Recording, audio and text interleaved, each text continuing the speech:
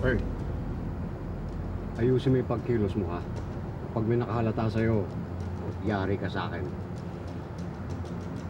Di ba makikita ng mga gwardya yung baril mo? Ako nang bahala sa sarili ko. Ang isipin mo kung paano mo makukuha yung pera namin. Sige na, bilisan nyo na. So pang umabot sa kasal ng kapatid mo.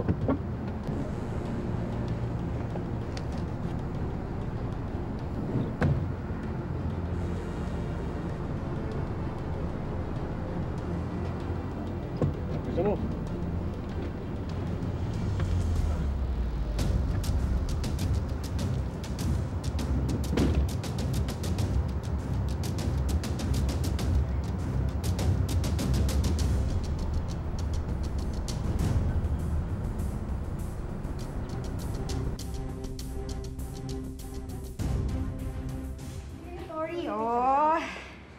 Tingnan mo, diba? Ang ganda nung dress. Kasyang-kasya talaga sa'yo, anak. Ganda. Thank you po, Tita Leon. Sasama ka po ba sa amin? Parang, mali po kasi yung damit mo eh. Talaga. Sorry, hindi. Hahatid ko lang kayo sa venue. Tapos uuwi na ako.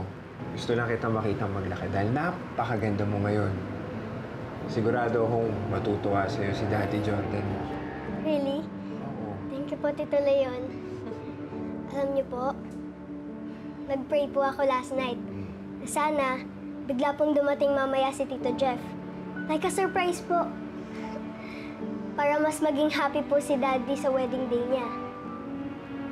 Sana nga, anak. Sana dumating si Tita Jeff. Bait mo talagang bata. Tara na. Tara na, hatid ko na kayo, ha? Sige, sige. Teka na. Let's go.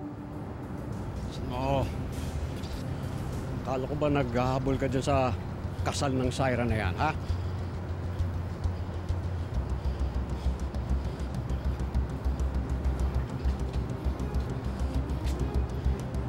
Cobra, alam ko naman na kahit i-withdraw ko lahat-lahat ng pera ko, hindi mo ko pakakawalan. Buhay! Tulong! Hoy! Tulong! Hoy! Saan ka pupunta? Tulong! Tulong!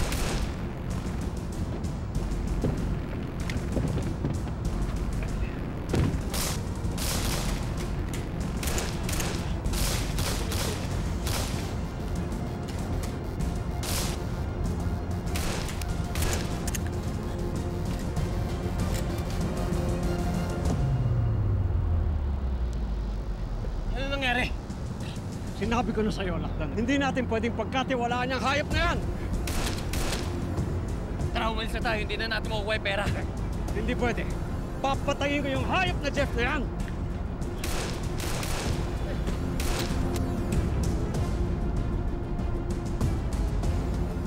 Sige na, umalis ka na. Start mo na yung kotse para mabilis tayo makasibat.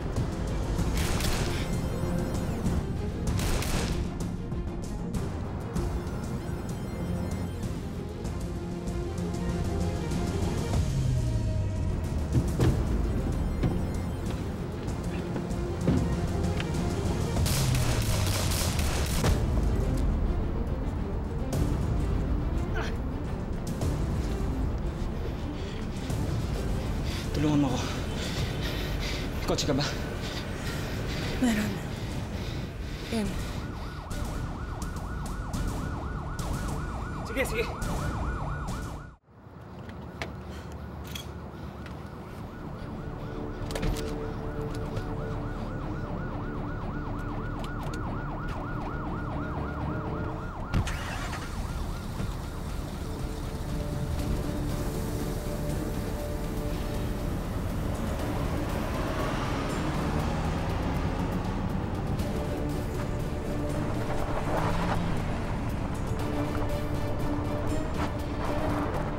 Cobra!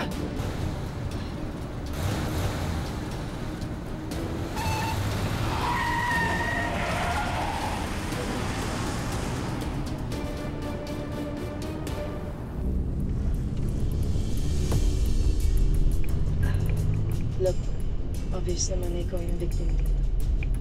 Baka gusto mo, dalhin na lang kita sa police station. Baka mas makatulong. Hindi. Hindi pwede. Kailangan kong maabutan ng kasal ng kapatid ko. I think kailangan mo magpa-check sa ospital. So, pa-doktor na lang muna tayo, ha? Dalhin mo ako sa Le Grand Plaza. Bilisan mo.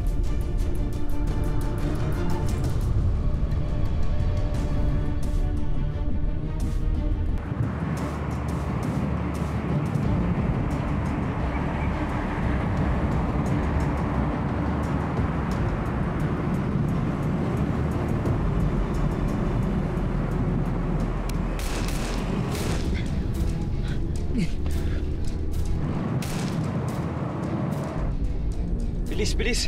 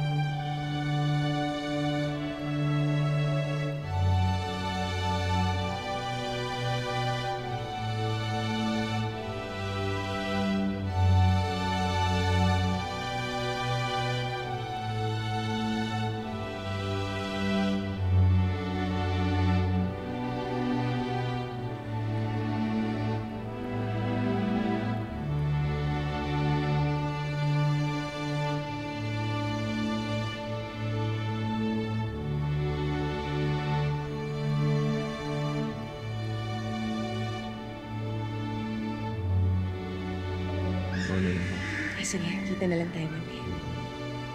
Enjoy kayo, ha? Ito, mami. Sige lang, Ben.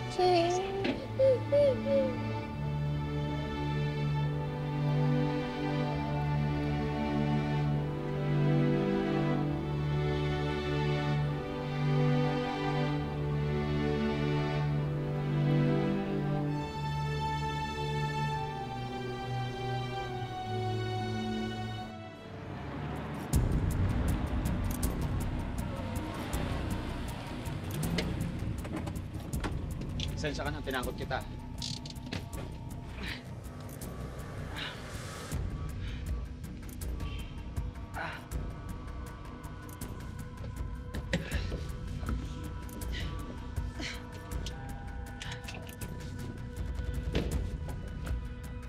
Mas bibilis ka kung alalayan na kita. Tulungan mo ko. This is out of the blue, pero kasal ba ni Shaira yung pupuntahan mo? Saan ba? Kilala mo si Shaira? She's my employee. In-invite niya ako dito actually. Wala akong balak pumunta, but here I am. Samahan na lang kita. Kapatid ako ni Jordan, yung group. Kailangan ko pigilan mo kasal niya. Wala nang oras magpaliwanag. Tulungan na kita.